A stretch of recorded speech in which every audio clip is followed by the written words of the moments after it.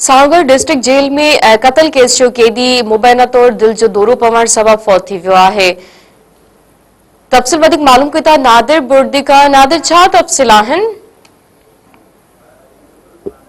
Jail में कत्ल case जो कैदी मुबैना तौर दिल जो दौरो पवण सबब फौत थी आहे। ओॾां जेल इंतजाम पारां फौत थियल कैदी जे मड़ खे सिविल अस्पताल सांगड़ मुंतकिल कयो वियो, जिते फौती कैदी जी सुञाणप 32 साल रज़ा भरी तौर थी आहे। जेल इंतजामिया मूजिब फौती शख्स कुछ महीना अॻु खून जे केस में गिरफ़्तार थियण बाद सेंट्रल जेल में कैद हो, जंहिं कैदी जी जेको आहे अॼु सुबुह ओचितो तबियत ख़राब थी पई, जंहिंखे इमरजेंसी बुनियाद ते सिविल अस्पताल सांगड़ मुंतकिल कयो वियो, जिते डॉक्टरनि पारां पिण फौत थियण जी तस्दीक की आहे। ओॾां जेल इंतजामिया मूजिब फौती कैदी जे वारसनि खे इतलाह ॾिनो वियो आहे। मुबैना तौर फौत थियल कैदी वारसनि मूजिब असांजे नौजवान खे जेल इंतजामिया जेके मुबैना तशद्दुद सबब फौत थी वियो आहे, वाक़े में मुलवस जेके एहलकार उन्हनि ख़िलाफ़ जांच करे पिण इंसाफ़ ॾियारियो वञे। जी नादिर, तफ़सील ॾियण जे लाइ महिरबानी।